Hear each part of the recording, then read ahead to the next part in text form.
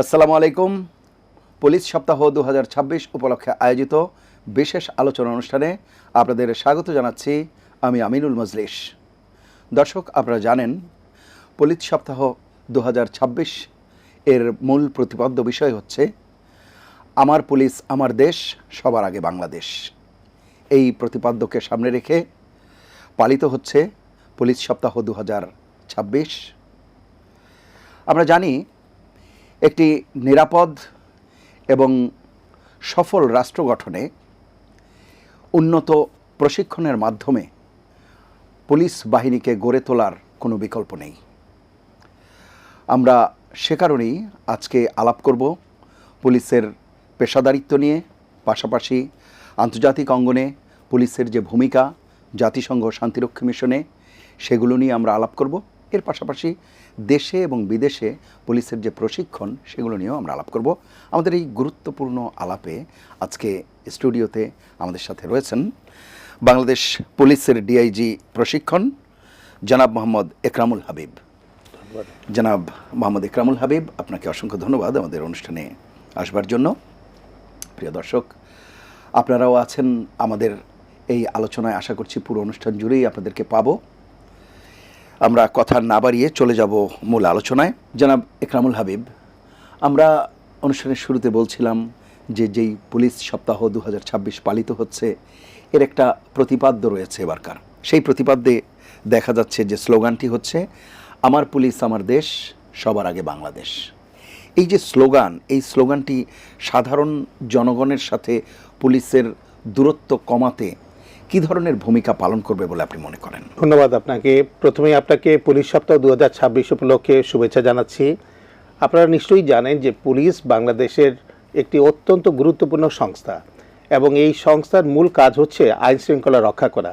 যে কোনো দেশের উন্নয়নের জন্য আইন শৃঙ্খলার একটি কিন্তু সবচেয়ে গুরুত্বপূর্ণ বিষয় হলো যে আইন শৃঙ্খলা পরিস্থিতির উপর উন্নয়ন নির্ভর করে। অর্থাৎ এটি কিন্তু আইন শৃঙ্খলা পরিস্থিতি একটা উন্নয়নের পূর্ব শর্ত হিসাবে ধরা যায়।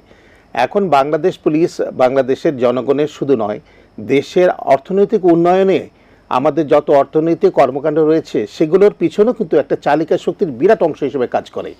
আইন শৃঙ্খলা যদি ভালো থাকে, আপনার উন্নয়ন ভালো হবে, দেশের উন্নতি হবে, দেশে কর্মসংস্থান তৈরি হবে এবং দেশের উন্নতি উত্তরোত্তর বৃদ্ধি পাবে। তো সেই ক্ষেত্রে জনগণের সাথে অংশীদারিত্বের মাধ্যমে কিন্তু পুলিশিংটা সারা পৃথিবী জুড়ে কিন্তু একটা participation between the community and police. তো সেই পার্টিসিপেশনটাকে আরও জোরদার করার জন্য কিন্তু এই স্লোগানটা দেওয়া হয়েছে যে জনগণের সাথে সম্পৃক্ত থেকে জনগণের ইচ্ছায়, জনগণের কল্যাণে যে পুলিশিং ব্যবস্থা গড়ে তোলা যায় সেটাই কিন্তু এই স্লোগানের মধ্য দিয়ে কিন্তু রিফ্লেক্টেড। এখন আমার প্রশ্ন হচ্ছে, এই স্লোগানটির আরেকটি অংশ আছে, মানে শেষ অংশ, যেটি শেষের দিকের অংশ, সেটি হচ্ছে সবার আগে বাংলাদেশ। এই কথাটি আমরা যখন বলছি তখন কিন্তু একটা দেশপ্রেমের চেতনায় উদ্বুদ্ধ হবার বিষয়টি আমাদের ভেতর কাজ করে। সেই দেশপ্রেমের চেতনাকে পুলিশ বাহিনীর প্রতিটি স্তরে ছড়িয়ে দেওয়ার জন্য নিঃসন্দেহে ট্রেনিং বা প্রশিক্ষণ একটা ভূমিকা রাখে এবং আপনি নিজে প্রশিক্ষণ বিভাগে আছেন, দীর্ঘদিন থেকে কাজ করছেন। আপনি এইটি কিভাবে ভূমিকা রাখবে দেশপ্রেমের চেতনাকে উদ্বুদ্ধ করতে, সেই বিষয়টি যদি একটু আলোকপাত করেন। ধন্যবাদ আপনাকে। সবার আগে বাংলাদেশ এই কনসেপ্টের পিছনে আমাদের প্রশিক্ষণের কিন্তু বিরাট একটা কন্ট্রিবিউশন রয়েছে, বা প্রশিক্ষণের কিন্তু এই পুরো বিষয়টির সাথে কিন্তু একটা যোগাযোগ রয়েছে। সবার আগে বাংলাদেশ বলতে আমরা কি বুঝি? বাংলাদেশের স্বার্থটা রক্ষা করা। এখন বাংলাদেশের স্বার্থ রক্ষা করব আমরা কিভাবে? পুলিশিংয়ের মাধ্যমে। প্রথমত পুলিশ হলো ইন্টারনাল ডিসঅর্ডারটাকে দেখে, দেশের যত ইন্টারনাল ডিসঅর্ডার, ইন্টারনাল প্রবলেমগুলো সেগুলো কিন্তু পুলিশ কিন্তু হ্যান্ডেল করে। আপনারা নিশ্চয়ই জানেন যে এই যে বৈশ্বিক যে উন্নয়ন হচ্ছে, এই উন্নয়নের সাথে সাথে কিন্তু বিভিন্ন ধরনের অপরাধ, তাদের মাত্রাও কিন্তু ভিন্নতর হচ্ছে। এখন বিভিন্ন ধরনের আপনার আইন শৃঙ্খলা জড়িত প্রবলেম আমরা পাই, যেগুলো ক্রাইমের সাথে সরাসরি জড়িত, যেমন আপনার মানি লন্ডারিং, যেমন ফিনান্সিয়াল ক্রাইম, যেমন ইন্টারন্যাশনাল বা সাইবার ক্রাইম। এই বিষয়গুলোর মাধ্যমে কিন্তু আমাদের বাংলাদেশের একদিকে যেমন আপনার অর্থনৈতিক কিছু বিপর্যয়ের সম্ভাবনা থাকে, আবার অ্যাট দি সেম টাইম সামাজিক কিন্তু বিভিন্ন নিরাপত্তাও কিন্তু বিঘ্নিত হয়। সামাজিক নিরাপত্তা থেকে রাষ্ট্রীয় নিরাপত্তা কিন্তু বিঘ্নিত হওয়ার সম্ভাবনা থাকে। কাজে এই বিষয়গুলো কিন্তু পুলিশের প্রশিক্ষণের মধ্যে এখন অন্তর্ভুক্ত, যেহেতু এগুলো আমাদের বিশ্বায়নের যুগে কিন্তু এগুলো চ্যালেঞ্জ। কাজে এই চ্যালেঞ্জ মোকাবেলায় পুলিশ বাহিনীর যে প্রশিক্ষণ, সেই প্রশিক্ষণের মধ্যেও কিন্তু অনেক পরিবর্তন আনতে হয়েছে। যেমন পুলিশের বেসিক যে প্রশিক্ষণ, আপনার যেমন কনস্টেবল হিসাবে সাধারণত আমরা 6 মাস মৌলিক প্রশিক্ষণ গ্রহণ করা হয়ে থাকে পুলিশ ট্রেনিং সেন্টারগুলোতে। সহকারী পুলিশ সুপার এবং সাব ইন্সপেক্টর হিসেবে যারা পুলিশে জয়েন করেন তাদের 1 বছর মেয়াদী প্রশিক্ষণ হয়। এই প্রশিক্ষণের পরেও কিন্তু তাদের বিভিন্ন কতগুলো বেসিক কোর্স, কম্পালসারি কিছু কোর্স আপনাদের করতে হয় তাদের পদোন্নতির জন্য এবং পরবর্তী পদায়নের জন্য। তো এটার কারণগুলো হচ্ছে এই যে এই প্রত্যেকটা জায়গায় কিছু স্পেশালাইজ ট্রেনিং রয়েছে। যেমন পুলিশ অফিসাররা যারা সিআইডিতে পোস্টিং হচ্ছেন, যারা পিবিআইতে হচ্ছেন, যারা স্পেশাল ব্রাঞ্চে যাচ্ছেন, আর্ম পুলিশ ব্যাটালিয়নে যাচ্ছেন, এগুলোর প্রত্যেকটার কিন্তু নিড ডিফারেন্ট। ওই অর্গানাইজেশনের যে নিডগুলো রয়েছে, need assessment, at the same time ওই অর্গানাইজেশন যে জবগুলো করছে, যে কাজগুলো পুলিশিংয়ে করছে, সেখানে কিন্তু ভিন্ন ভিন্ন প্রশিক্ষণ রয়েছে এবং সেই প্রশিক্ষণের মধ্যে কিন্তু একটা আধুনিকায়নের ছায়া রয়েছে। যেমন আপনি স্পেশালাইজ ট্রেনিংগুলো যেমন সিআইডিতে কন্ডাক্ট করা হয়ে থাকে, যেমন মানি লন্ডারিং, ফিনান্সিয়াল ক্রাইম, তারপর আপনার ট্যুরিস্ট পুলিশ বলেন, সেখানে আমাদের কিন্তু ট্যুরিস্ট রিলেটেড কিছু বিভিন্ন যে অফেন্স যেগুলো হয়েছে সেগুলোকে অ্যাড্রেস করার জন্য প্রশিক্ষণ রয়েছে। স্যার, আপনার কথার সূত্র ধরেই একটু বলি, আপনি তো বলছিলেন যে আধুনিকায়ন বা বিশ্বায়ন প্রতিটি ক্ষেত্রেই এক ধরনের উন্নয়নের ছোঁয়া আমরা প্রতিনিয়ত দেখতে পাচ্ছি। এর মধ্যে কিন্তু প্রযুক্তির একটা বারবারন্ত আছে, প্রযুক্তিও প্রতিটা ক্ষেত্রেই উৎকর্ষ সাধিত হচ্ছে। সেই জায়গায় আধুনিক পুলিশিংয়ের ক্ষেত্রে যদি আমরা বলি, সেই প্রযুক্তির সাথে তাল মিলিয়ে, কারণ অপরাধীরাও তো নানা রকম প্রযুক্তি ব্যবহার করেও আজকাল অপরাধ করছে, সেই জায়গাতে প্রশিক্ষণ কি ভূমিকা রাখছে? আমরা যে কথাটুকু বলছিলাম যে আমাদের এই বিশ্বায়নের যুগে আমাদের বিশ্বায়নের সাথে সাথে আমাদের যেমন উন্নতি হচ্ছে এবং বিভিন্ন ক্ষেত্রে অপরাধের মাত্রাও কিন্তু ভিন্নতর হচ্ছে। এখন এই যে ভিন্নতর যে অপরাধ, এই অপরাধকে দমন করার জন্য বা এই অপরাধের তদন্ত করার জন্য কিন্তু আধুনিক পুলিশিংয়ের প্রয়োজন হচ্ছে। যেমন সায়েন্টিফিক আমাদের যে ইনভেস্টিগেশনগুলো মেথডগুলো রয়েছে, সেই মেথডগুলো যেমন আমাদের মানি লন্ডারিং, আমাদের ফিনান্সিয়াল ক্রাইম, আমাদের বিভিন্ন ধরনের আপনার মানে সাইবার ক্রাইম, তারপর আপনার অন্যান্য যে অপরাধগুলো এখন অপরাধীরা সংগঠিত করে, তারা কিন্তু অনেক ক্ষেত্রেই কিন্তু এই আধুনিক আপনার যে আমাদের যে বিশ্বায়নের যে বিষয়গুলো আছে, যেমন mobile, Facebook, media, social media, even mobile financing, আপনার এই যে আমাদের নগদ, বিকাশ, বিভিন্ন ধরনের মোবাইল অ্যাপস রয়েছে, ফিনান্সিয়াল অ্যাপস রয়েছে, এগুলোর মাধ্যমে কিন্তু বিভিন্ন ধরনের অপরাধের আমরা তথ্য পাচ্ছি। কাজে এই তথ্যগুলোকে, এই অপরাধগুলোকে আপনার প্রিভেন্ট করার জন্য এবং ইনভেস্টিগেট করার জন্য কিন্তু পুলিশিংয়ের কিন্তু নতুন নতুন ডাইমেনশন ওপেন হচ্ছে তদন্তের ক্ষেত্রে। নিঃসন্দেহে, কারণ তাদের তো ওইরকম স্কিল থাকতে হবে। জি, এখন আজকে থেকে অনেক বছর আগে হয়তো বা এই ধরনের বিশ্বায়নের এই সুযোগ সুবিধাগুলো ছিল না। এখন আপনি একটি মোবাইলের মাধ্যমে কিন্তু অনেক কিছু করা সম্ভব। কাজে সাইবার ক্রাইমে আমরা প্রচুর কমপ্লেইন পাচ্ছি, হ্যারাসমেন্ট, বিভিন্ন ধরনের ফ্রড, ফোরজারি, আপনার অ্যাকাউন্ট হ্যাকিং। তো এই বিষয়গুলোকে অ্যাড্রেস করার জন্য আমাদের কিন্তু আধুনিক একটা প্রশিক্ষণ ব্যবস্থাও কিন্তু গড়ে দিতে হচ্ছে। সেই কারণে আমাদের পুলিশের সিআইডি, পিবিআই সহ বিভিন্ন গুরুত্বপূর্ণ আপনার যে আমাদের ইউনিটগুলো রয়েছে, সেখানে কিন্তু স্পেশালাইজ কিছু ট্রেনিংয়ের ব্যবস্থা করা হয়েছে টু অ্যাড্রেস দিস ক্রাইমস, যাতে স্পেশালাইজেশনের যুগে আমরা যেন সেগুলোকে কোপ আপ করতে পারি। যেমন আমাদের মানি লন্ডারিং ইউনিট, আমাদের ফিনান্সিয়াল ক্রাইম ইউনিট, বিভিন্ন সময় যে দেশ থেকে যে অর্থ পাচার হয়ে গেছে, আমাদের কিন্তু প্রচুর সাফল্য রয়েছে এবং প্রচুর মামলা রুজু হয়েছে এবং এই বিষয়গুলোতে আমরা অনেক ব্যক্তিকে আইনের মুখোমুখি করতে পেরেছি। একই সাথে যে আপনার যে মোবাইল ফাইন্যান্সিংয়ের মাধ্যমে বিভিন্ন যে অপরাধগুলো সংঘটিত হয়েছে, সেই অপরাধীদের শনাক্ত করা এবং তাদের বিচারের নিমিত্তে to bring the offenders to justice, আমরা কিন্তু নতুন আপনার যে প্রশিক্ষণের যে কার্যক্রম, সে কার্যক্রমে কিন্তু অনেক ভূমিকা রয়েছে। আমরা প্রায়শই একটা কথা বলি যে মনস্তাত্ত্বিক উন্নয়ন, সেই জায়গাতে আপনাদের প্রশিক্ষণের কি কোনো মডিউল তৈরি করা হচ্ছে কিনা, যে অপরাধীকে শুধু অপরাধী হিসেবে দেখা কিংবা তার অপরাধকে দেখা, অপরাধীর বিভিন্ন বিষয় চিন্তা করা, তার মোটিভটা কী ছিল, বা সে আসলে তাকে তার সার্কামস্টেন্সিয়াল যে এভিডেন্স বা অন্যান্য পারিপার্শ্বিক যে অবস্থা, এইগুলো বিবেচনা করা, এই বিষয়গুলো নিয়ে কি আপনাদের কোনো মডিউল বা কোনো কিছু আছে কিনা? জি, ধন্যবাদ। অবশ্যই আছে। এখন শুধুমাত্র প্রশিক্ষণের অংশ কিন্তু এইটিই নয় যে আপনি মামলা তদন্ত করবেন, অপরাধীদের শনাক্ত করবেন বা আপনার অপরাধকে বিচারের নিমিত্তে কোর্টে নিয়ে আসবেন, সেটা কিন্তু নয়। এর পাশাপাশি যে কথাটি আপনি বললেন যে মনস্তাত্ত্বিক উন্নয়ন, প্রথম মনস্তাত্ত্বিক উন্নয়ন হচ্ছে যে আমাদের সেবা সেন্টারগুলো কোথায়, আমাদের সার্ভিস সেন্টার কিন্তু পুলিশ স্টেশনগুলো, সেটা যেন জনবান্ধব একটি পুলিশিংয়ের মাধ্যমে প্রতিষ্ঠিত হয়। জনবান্ধব পুলিশিং বলতে আমরা কি বুঝি? জনগণ সেখানে এসে যেন একটা আস্থার একটা জায়গা পায়, যে এখানে আমার সমস্যার কথা বললে সেখানে কেউ না কেউ এটাকে অ্যাড্রেস করার চেষ্টা করবে। এখন সেটাকে মাথায় রেখে আমাদের কিছু জনবান্ধব প্রশিক্ষণ কর্মসূচি কিন্তু আমরা নিয়েছি। অ্যাট দ্য সেম টাইম একজন অপরাধীকে যখন আমরা তাকে জিজ্ঞাসাবাদ নিমিত্ত তাকে আমরা থানায় নিয়ে আনছি অথবা তাকে আমরা রিমান্ডে প্লেস করছি, তখন তার সাথে আচরণটা যেন মানবিক হয়, হিউম্যান রাইটস যেন সেখানে ভায়োলেশন না হয়। একজন অপরাধীরও হিউম্যান রাইটসের অধিকার রয়েছে, সেই বিষয়টা কিন্তু মাথায় রেখে কিন্তু আমাদের কিন্তু এই প্রশিক্ষণ কর্মসূচিগুলোকে সাজানো হয়েছে। আরেকটি বিষয়ে আপনার কাছে মনে হয় কিনা, এই যে আন্তর্জাতিক অঙ্গনে আমরা বলছিলাম অনুষ্ঠানের শুরুতে যে বাংলাদেশ পুলিশের একটা বড় ধরনের সাফল্য রয়েছে আন্তর্জাতিক অঙ্গনে, জাতিসংঘ শান্তিরক্ষা মিশনে, সেই সাফল্যের পেছনের গল্পটা যদি একটু বলেন। আপনি নিশ্চয়ই জানেন যে 1989 সাল থেকে কিন্তু বাংলাদেশ পুলিশ জাতিসংঘ শান্তিরক্ষা মিশনগুলোতে পার্টিসিপেট করছে। এখন পর্যন্ত আমাদের বাংলাদেশ পুলিশের প্রায় 22,000 আমাদের পুলিশ সদস্য বিভিন্ন জাতিসংঘের শান্তিরক্ষা মিশনগুলোতে অ্যাটেন্ড করছে এবং তাদের সংখ্যা প্রায় 26 হবে, অর্থাৎ 26টি জাতিসংঘের শান্তিরক্ষা মিশনে পুলিশ পার্টিসিপেট করছে।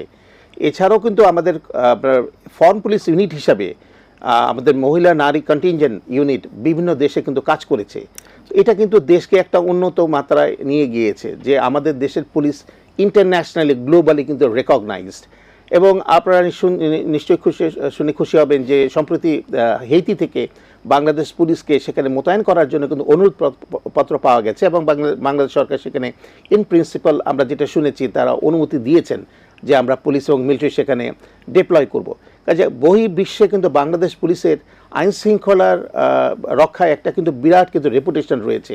যেহেতু আমরা বিভিন্ন মিশনে কাজ করেছি, আমাদের বিভিন্ন দেশের পুলিশ বাহিনীর পুনর্গঠন, সিলেকশন এবং প্রশিক্ষণে আমরা ভূমিকা রেখেছি, সেটার কিন্তু একটা ডিভিডেন্ড কিন্তু আমরা এখন পাচ্ছি। বিভিন্ন দেশ কিন্তু সেটাকে রেকগনাইজ করে। কাজে ইন্টারন্যাশনালি কিন্তু আমাদের বিভিন্ন রেপুটেশন রয়েছে। এছাড়াও জাতিসংঘের বিভিন্ন উচ্চ পদে, পার্মানেন্ট বিভিন্ন উচ্চ পদগুলোতে, প্রফেশনাল ক্যাটেগরিতে আমাদের বাংলাদেশের বহুত পুলিশ অফিসার কিন্তু সেখানে চাকরি করেছেন। তাদের কিন্তু সেই চাকরির ইন্টারন্যাশনাল অভিজ্ঞতা রয়েছে। এখন আমাদের এখানে লাভটা হচ্ছে এই যে আমরা বিভিন্ন মাল্টি ন্যাশনাল একটা এনভায়রনমেন্টে যখন আমরা জব করি, আমরা যখন সেখানে কাজ করি, তখন অন্য দেশের উন্নত বিশ্বের পুলিশের দিক থেকে পুলিশ অফিসারদের কাছ থেকে আমরা কিছু বেস্ট প্র্যাকটিস সেগুলো আমরা নেই এবং সেই বেস্ট প্র্যাকটিসগুলো কিন্তু আমাদের দেশের প্রশিক্ষণ নীতিমালা এবং আমাদের দেশের টোটাল আপনার পুলিশিংয়ের মধ্যে কিন্তু তার একটা রিফ্লেকশন কিন্তু আমরা ঘটাতে চেষ্টা করি। তো সেটা কিন্তু সেটার একটা কন্টিনিউয়াস কিন্তু একটা প্রসেস এবং সেটা কিন্তু হচ্ছে। তো সেই ক্ষেত্রে দেশের শুধু রেমিটেন্স আনা নয়, আমাদের কিন্তু সার্ভিসের কিন্তু একটা মানের ও উন্নয়নের একটা অবকাশ থাকে যে এটা কিন্তু বিশ্বায়নের যুগ, গ্লোবালাইজেশনের যুগ। অন্য বিশ্ব এই অপরাধটাকে কিভাবে দেখছে, তাদের দেশের পুলিশ এই অপরাধগুলোকে কিভাবে তদন্ত করছে, সেটা জেনে আমরা কিন্তু সেই বেস্ট প্র্যাকটিসেসগুলো আমাদের সার্ভিসে যখন নিয়ে আসছি, তখন আমাদের সার্ভিসের যে ডেলিভারি সেটার কিন্তু কোয়ালিটি অনেক ভালো হচ্ছে। প্রশিক্ষণের ব্যাপারটিকে আপনার কাছে কি মনে হয় যে উন্নত বিশ্বের সাথে সামঞ্জস্য রেখে আমাদের দেশের পুলিশের বাহিনীকে প্রশিক্ষিত করতে হলে কী ধরনের পদক্ষেপ নেওয়া দরকার, বা কোনো কোলাবোরেশন আছে কিনা অন্যান্য দেশের সাথে, বা সেটি দরকার কিনা সেই ব্যাপারে একটু বলবেন। প্রশিক্ষণের জন্য আমরা বিভিন্ন সময় বিভিন্ন অফিসারদেরকে উন্নত বিশ্বে পাঠাচ্ছি। বিভিন্ন দেশ থেকে আমাদের প্রশিক্ষণ দেবার জন্য বিভিন্ন অফার থাকে এবং আমরা অফিসারদেরকে এক্সচেঞ্জ করি, সেখানে পাঠাই এবং তাদের তারা প্রশিক্ষণ গ্রহণ করে থাকে। কিন্তু আপনি যেটা বললেন ক্যাপাসিটি বিল্ডিংয়ের জন্য sharing of information, sharing of knowledge is very important. কারণ অনেক টেকনোলজি উন্নত বিশ্বে এখন পুলিশরা ব্যবহার করে যেগুলো এখন আমরা ব্যবহার করতে পারছি না। কাজে সেই ক্ষেত্রে সক্ষমতা বা ক্যাপাসিটি বিল্ডিংয়ের যে কথাগুলো আপনারা বলছেন, সেটাকে কিন্তু আরও আপনি যদি ইনক্রিজ করতে চান তাহলে কিন্তু বৈদেশিক প্রশিক্ষণেরও কিন্তু বিরাট ভূমিকা রয়েছে। কাজে এখন পৃথিবী হচ্ছে গ্লোবালাইজেশনের যেহেতু যুগ, কাজে সব দেশে যেগুলো উন্নত পুলিশিংয়ের যে ব্যবস্থা, সেগুলো যদি আমরা আমাদের দেশে আনতে পারি তাহলে আমাদের পুলিশিংয়ের মান আরও উন্নত হবে। সে ব্যাপারে হয়তো নিশ্চয়ই আপনারা পদক্ষেপ নেবেন।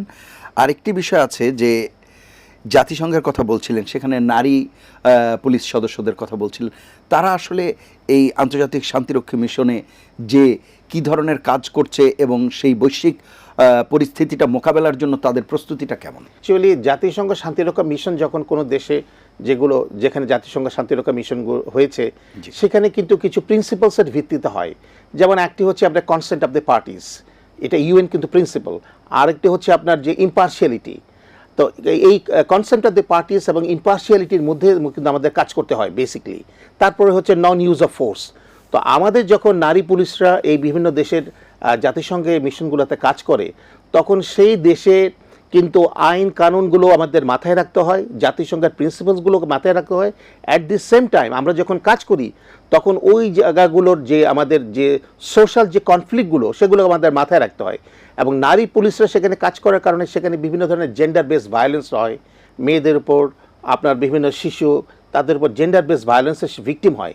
তো তারা যখন দেখে যে একদম বাংলাদেশি পুলিশ অফিসার তাদের সাথে কথা বলছে, এটা কিন্তু অনেক ক্ষেত্রে it helps to diffuse tension in the area. ফলে এইগুলোর কিন্তু একটা পজিটিভ একটা কিন্তু ফিডব্যাক রয়েছে। আর অ্যাট দ্য সেম টাইম আমাদের দেশের নারী পুলিশ সদস্যরা যখন ওই জায়গাগুলোতে কাজ করছে তখন তাদের মনোবলও যেমন বৃদ্ধি হয়, কাজের গুণগত মানেরও কিন্তু একটা চমৎকার একটা উন্নয়নের একটা সুযোগ রয়েছে। জি, আরেকটি বিষয় আপনি বলছিলেন যে এই যে বিশ্বের বিভিন্ন জায়গায় যে সাফল্য বা যেভাবে ইন্টারন্যাশনালি রেকগনাইজ হচ্ছে, দেশের ভেতরের অবস্থাটা কি? সেই জায়গাতে কাঙ্ক্ষিত সাড়া কতটা পাওয়া যাচ্ছে বা যেই যেই লিমিটেশনসগুলো আছে সেই সম্পর্কেও যদি একটু আলোকপাত করেন। ধন্যবাদ আপনাকে। আসলে আমরা জাতিসংঘে যখন কাজ করি তখন এক ধরনের সিস্টেম কিন্তু সেখানে অপারেট করে। Right. সেখানে সেটা একটা বৈশ্বিক এবং জাতিসংঘের আপনার আমব্রেলার আন্ডারে বিভিন্ন দেশের পুলিশ কাজ করে, আমরা কাজ করি। আমরা যখন দেশে কাজ করি তখন দেশের বিভিন্ন ধরনের আর্থসামাজিক এবং আপনার বিভিন্ন ধরনের বাস্তবতা রয়েছে, বাস্তবতার মধ্যে কিন্তু পুলিশকে জব করতে হয়। তো এই বাস্তবতাগুলোকে আপনারা নিশ্চয়ই মনে রাখবেন যে পুলিশ হচ্ছে সোসাইটিতে সবচাইতে বড় one of the legal guardians of N order society. তো অর্ডার সোসাইটিতে যারা লিগাল গার্জিয়ান যখন কাজ করবে তারা বিভিন্ন প্রতিকূল অনুকূল পরিবেশের সাথে কিন্তু তাদেরকে মোকাবেলা করতে হয়, সেখানে বিভিন্ন ধরনের ইস্যু কিন্তু তখন তৈরি হবে। তো এই ক্ষেত্রে যে জিনিসটা সবচেয়ে গুরুত্বপূর্ণ সেটা হলো সোসাইটি যারা সিভিল সোসাইটি রয়েছেন, মিডিয়া পার্সোনালিটি আপনারা যারা রয়েছেন, তারা যদি পুলিশের কাজটাকে আপনারা যদি গ্লোরিফাই করেন তাহলে পুলিশের জন্য কিন্তু জনগণের কাছাকাছি যাওয়া আরও অনেক বেশি সহজ হবে এবং পুলিশ আরও বেশি অ্যাকসেপ্টেবল হবে পুলিশিংটা। এবং পুলিশিং কিন্তু সারা পৃথিবীতে it's a partnership between the community and the police itself. আপনি যেটি বলছিলেন যে পার্টনারশিপ, সেই পার্টনারশিপের জায়গায় আমাদের প্রতিবন্ধকতাগুলো কোন কোন জায়গায় আছে? পুলিশের সবচেয়ে বড় জিনিস হচ্ছে সোশ্যাল অ্যাকসেপ্টেন্স। মানুষকে আইন মেনে চলতে হবে। Rules R এনেক্টেড more to B আপনার ওবেড দেন টু বি এনফোর্সড। আপনার যদি কোনো সব ক্ষেত্রেই যদি আপনি আইন প্রয়োগ করেন, society might not be livable place. আপনাকে কিন্তু আইন আপনি শ্রদ্ধা করবেন, এটাই আইনের প্রতি অনুগত থাকবেন, এটাই কিন্তু এক্সপেক্টেড। তো সেই ক্ষেত্রে আমাদের একটি উন্নয়নশীল দেশে বিভিন্ন ধরনের আপনার কিন্তু গ্রোয়িং পেইন্স রয়েছে। তো গ্রোয়িং পেইন্সগুলো অ্যাড্রেস করতে গেলে জনসাধারণের সাথে পুলিশের কিন্তু অনেক ক্ষেত্রে ভুল বুঝাবুঝির অবকাশ হয়। তো এইগুলো আস্তে আস্তে আপনার সময়ের সাথে সাথে কিন্তু এই গ্রোয়িং পেইন্সগুলো প্রশিক্ষণে আপনারা কি এই বিষয়গুলো অ্যাড্রেস করেন কিনা? জি, অবশ্যই। যেমন ধৈর্য, পেশেন্স ইজ দ্য কি। এখন মানুষ হয়তো বা বিভিন্নভাবে তাদের অনেক গ্রিভান্স থাকতে পারে, অনেক ওয়ান্ট আছে। আমাদের এখানে অনেক সোশিও ইকোনমিক রিজনস রয়েছে, আনএমপ্লয়মেন্ট ইস্যু আছে, সোশ্যাল বিভিন্ন রিয়ালিটিস আছে, পলিটিক্যাল ইস্যুস আছে। তো সেই ইস্যুগুলোকে কিন্তু মাথায় রেখে কিন্তু পুলিশিং করতে হয়। আমরা যখন জনসাধারণের সাথে ইন্টারাকশন করছি তখন আমরা কিন্তু বুঝতে পারছি যে তার যে গ্রিভান্স বা আমি যেটা চাচ্ছি যে ডিসিপ্লিন, তার মধ্যে কিন্তু কোনো ক্ষেত্রে কিন্তু পার্থক্য তৈরি হয়। তো সেই পার্থক্যগুলো কিন্তু সময়ের সাথে সাথে পাবলিকও জনগণও বুঝতে পারে যে হয়তোবা তার হয়তোবা এটা ঠিক হয়নি, বা আমরাও বুঝতে পারি যে আমাদের হয়তোবা এই ক্ষেত্রে এই ধরনের রিয়াকশন না করে অন্য আর একটু মডারেট রিয়াকশন করলে ভালো হতো। এগুলো কিন্তু কন্টিনিউয়াসলি একটা রিসার্চ অ্যান্ড আপনার ট্রায়াল অ্যান্ড এররের বেসিসে হয়। তো এইভাবে কিন্তু পুলিশিং কিন্তু ডেভেলপ করে। আচ্ছা, কিন্তু আপনার কাছে মনে হয় আগের চেয়ে মানুষ জনসচেতনতাও অনেক ক্ষেত্রে বৃদ্ধি পেয়েছে, এবং যেটি বলছিলেন আপনি কমিউনিটি পুলিশ, সেই জায়গায় এখনকার কার্যক্রম সম্পর্কে কি একটু বলবেন? ধন্যবাদ আপনাকে। কমিউনিটি পুলিশিং বাংলাদেশ পুলিশের আমি মনে করি সবচাইতে গুরুত্বপূর্ণ একটি জায়গা, এবং পুলিশ কিন্তু এখনও বাংলাদেশের অধিকাংশ মানুষেরই আমি বলবো সামাজিক আস্থার একটা বিরাট অবস্থা। আমরা যে যাই বলি দিন শেষে যে আমরা থানায় যাচ্ছি বা অভিযোগ পুলিশের কাছেই করছি, মানে ভরসা যে শেষ পর্যন্ত যে সমাজের আপনার যে কোনো সমস্যা হচ্ছে সামাজিক, আপনি কিন্তু থানার ওসিকে ফোন করেন এবং আপনি থানার দ্বারস্থ হন। আপনার বাসায় যে কোনো প্রবলেম হয় আপনি থানাকে ফার্স্ট কিন্তু রেসপন্ডার কিন্তু পুলিশ স্টেশন। কাজে এই বিষয়টাকে মাথায় রেখে জনগণের কিন্তু আস্থা রয়েছে। হয়তোবা আমরা জনগণের প্রত্যাশা পূরণে আমাদের আরও একটু সক্রিয় হতে হবে যাতে জনগণের প্রত্যাশা আমরা পুরোপুরি পূরণ করতে পারি। সেই ক্ষেত্রে আমাদের প্রশিক্ষণ আমাদের জনবল, আমাদের সিলেকশন, আমাদের রিক্রুটমেন্ট, সেখানে আরও আধুনিকতার ছোঁয়া প্রয়োজন বলে আমি ব্যক্তিগতভাবে মনে করি। প্রশিক্ষণ তো নিঃসন্দেহে গুরুত্বপূর্ণ। এই প্রশিক্ষণের সাথে সাথে আপনি বলছিলেন যে মনস্তাত্ত্বিক প্রশিক্ষণও দেওয়া হয় এবং পেশাগত প্রশিক্ষণ দেওয়া হয়। এই দুইয়ের সমন্বয় কিভাবে সাধন করেন, এবং আপনি যেহেতু সরাসরি প্রশিক্ষণের সাথে আছেন সেই অর্থে যাদের প্রশিক্ষণ দেন তাদেরকে কোন কোন বিষয়গুলোকে অ্যাড্রেস করেন সেটিও যদি একটু উল্লেখ করেন। প্রথম জিনিস হচ্ছে আপনার ধৈর্য থাকতে হবে। আপনি যখন একটা মব কন্ট্রোল করছেন, আপনি নিড টু বি পেশেন্ট, কারণ মব আপনার ভায়োলেন্ট হতে পারে, কিন্তু আপনি as a police officer you cannot afford to be violent. আপনাকে রেস্ট্রেইনড হতে হবে, আপনাকে পেশেন্ট হতে হবে, আপনাকে মনে রাখতে হবে যে আপনি আপনি আপনি কিন্তু যখনই কাউকে ধরলেন তখনই কিন্তু আপনি তার কাস্টোডিয়ান হয়ে গেলেন। দ্বিতীয়ত বিষয়টি হলো যে একটি হিউম্যান রাইটসটাকে কিন্তু আপনাকে আপহোল্ড করতে হবে, যে এখানে হিউম্যান রাইটসের জন্য ভায়োলেশন না হয়। দ্বিতীয়ত হলো you need to be kind. আপনি জনগণের সাথে দয়ালু হবেন, কাইন্ড হবেন, অ্যাপ্রোপ্রিয়েট হবেন। আপনার বিহেভিয়ারাল একজন সাইকোলজিস্ট হিসেবে কিন্তু কোনো ক্ষেত্রে পুলিশ অফিসারদের কাজ করতে হয়। দ্বিতীয়ত হচ্ছে যে আমাদের স্ট্রেস ম্যানেজমেন্টের উপরে প্রশিক্ষণ হয়। আমরা দীর্ঘক্ষণ রাস্তায় দাঁড়িয়ে কেন ডিউটি করতে পারি, কী কারণে পারি, এবং মানুষের সাথে কেন ধৈর্য, অনেক ক্ষেত্রে ব্যত্যয় ঘটে, বিচ্যুতি হয়, কিন্তু মূল বিষয়গুলো কিন্তু এরকম যে আপনি জনগণের সাথে যখন ডিল করবেন তখন আপনি মাথায় একজন মানে কুল অ্যান্ড কাম একজন পার্সোনালিটি হিসেবে আপনি বিষয়গুলোকে হ্যান্ডেল করবেন। তাতে হবে জনগণের কিছুক্ষণ পরে তার মব, তার যে ভায়োলেন্ট যে হয়তোবা যে অ্যাটিচিউড আছে সেখান থেকে হয়তোবা সে স্টেপ ডাউন করবে, তখন যেন সে তার ভুলটা বুঝতে পারে যে পুলিশ অ্যাকচুয়ালি আমাদের বন্ধু। আমরা অনুষ্ঠান হয়তো শেষের দিকে এসেছি, সেই পথে আপনি পুলিশ সপ্তাহ সম্পর্কে জনগণের উদ্দেশ্যে এবং পুলিশের উদ্দেশ্যে যদি কিছু বলেন। আমাদের একটি প্রত্যাশা, সেটা হচ্ছে আমাদের বাংলাদেশকে আমরা শক্তিশালী বাংলাদেশ গড়ে হিসেবে দেখতে চাই। এটি আমাদের দেশ, আর আমাদের এই দেশকে সমৃদ্ধশালী, আমাদের দেশকে উন্নয়ন করতে চাই। তাহলে সেক্ষেত্রে আমাদের একটি শক্ত, শক্তিশালী, আধুনিক এবং গণতান্ত্রিক মূল্যবোধে উজ্জীবিত পুলিশ বাহিনী প্রয়োজন। এর জন্য জনগণের কিন্তু পার্টিসিপেশন প্রয়োজন। জনগণের সাথে পুলিশের যে অংশীদারিত্ব, পার্টনারশিপ, এটার মধ্য দিয়ে একটা শক্তিশালী পুলিশ বাহিনী যদি গড়ে ওঠে তাহলে সেটা জনগণের জন্য, দেশের জন্য, সমাজের জন্য, সবার জন্য কল্যাণকর হবে। আমাদের এই পুলিশ সপ্তাহে সবার নিকট প্রত্যাশা যে পুলিশের উন্নয়নে আপনারা এগিয়ে আসবেন, যাতে পুলিশ জনগণ এবং দেশের মানুষের সাথে সবসময় থাকতে পারে এবং তাদের উন্নয়নে অবদান রাখতে পারে। জি, আরেকটা প্রশ্ন আমরা একটু যুক্ত করে নেব এর সাথে, সেটি হচ্ছে বাইরে থেকে যারা উন্নত প্রশিক্ষণ নিয়ে আসে পুলিশ বাহিনীর, তারা দেশে এসে কী ধরনের অবদান রাখতে পারে? ধন্যবাদ। আমরা বাইরের পুলিশিংয়ের ব্যবস্থার সাথে যে বিষয়গুলো আমরা পাই সেগুলো হচ্ছে বেশ কিছু প্র্যাকটিস, যেমন আপনার তদন্তের ক্ষেত্রে। তারপর দ্বিতীয় হলো যে কথাগুলো আপনি বলছিলেন যে বিহেভিয়ারের ক্ষেত্রে, আমরা যখন এই বিষয়গুলো উন্নত বিশ্বের পুলিশদের সাথে দেখি তারা কীভাবে বিষয়গুলোকে হ্যান্ডেল করে, আমরা কিন্তু এই যে বেস্ট প্র্যাকটিসগুলো, এই বেস্ট প্র্যাকটিসগুলো কিন্তু আমরা আমাদের সার্ভিসে রিফ্লেক্ট করার সুযোগ পাই। এবং যে অফিসাররা বাইরে দীর্ঘদিন প্রশিক্ষণ নিয়েছে বা বাইরে জাতিসংঘ মিশনে পার্টিসিপেট করেছে, তারা যখন সার্ভিস ডেলিভারিতে যাচ্ছেন তাদের কিন্তু কোয়ালিটিগত একটা পার্থক্য আছে। তারা কিন্তু জানে যে আমরা উন্নত বিশ্বে এইগুলো দেখেছি, এই সিচুয়েশনে তারা এইভাবে করে। আপনি যখন এই জিনিসগুলো অন্য বিশ্বে 2-1 বছর নিয়ে ওখানে থেকে এগুলো প্র্যাকটিস করছেন, এগুলা ওখানে থেকে অফিসারদের সাথে এগুলো করছেন, নিজের দেশে আসার পরে কিন্তু অনেক ক্ষেত্রে কিন্তু কর্মে এগুলোকে প্রতিফলিত করার সুযোগ রয়েছে। জি, আরেকটি বিষয় এটিও আমরা যুক্ত করে নেব, সেটি হচ্ছে যে লজিস্টিক সাপোর্টের সীমাবদ্ধতা তো সবসময়ই থাকে বলা হয়, তারপরও এই সীমিত সম্পদের মধ্যে বা লজিস্টিক নানা রকম সমস্যার মধ্যেও আপনারা কিভাবে কাজটা এগিয়ে নেবেন, সেই প্রশিক্ষণ দেন, সেটিও যদি একটু বলেন। ধন্যবাদ। আমাদের আপনি নিশ্চয়ই জানেন ঢাকা একটি অত্যন্ত জনবহুল আপনার শহর, এবং এখানে আপনার বিভিন্ন সমস্যা রয়েছে। এখানে অনেক উন্নয়নও যেমন হয়েছে, অনেক সমস্যাও কিন্তু আছে। তো এখানে লজিস্টিকের যে প্রবলেম হলে আমরা অনেক সময় গাড়ি রিকুইজিশন করি, অনেক সময় গাড়ি ভাড়া করা হচ্ছে। যেমন লজিস্টিক সাপোর্ট বলতে আমাদের এইটাই হচ্ছে সবচেয়ে থানা পর্যায়ে সবচেয়ে বেশি আমাদের যে যোগাযোগের যে বিষয়, বড় লিমিটেশন। জি, তো এইটা কিন্তু আমরা সরকারের কাছে এই বিষয়গুলো তুলে ধরি, এবং এই পুলিশ সপ্তাহে আমাদের একটা ওয়ান্ডারফুল অপরচুনিটি যে আমরা আমাদের এই প্রবলেমগুলোকে যদি অ্যাড্রেস করা হয় তাহলে আমরা কিন্তু আরও বেশি ভালো সার্ভিস দিতে পারবো জনগণের কাছে। তো সেই ক্ষেত্রে আমরা এলাকাতে কিন্তু প্রচুর পুলিশ ফ্রেন্ড পাই, যারা পুলিশকে সাপোর্ট করার জন্য যারা এগিয়ে আসেন।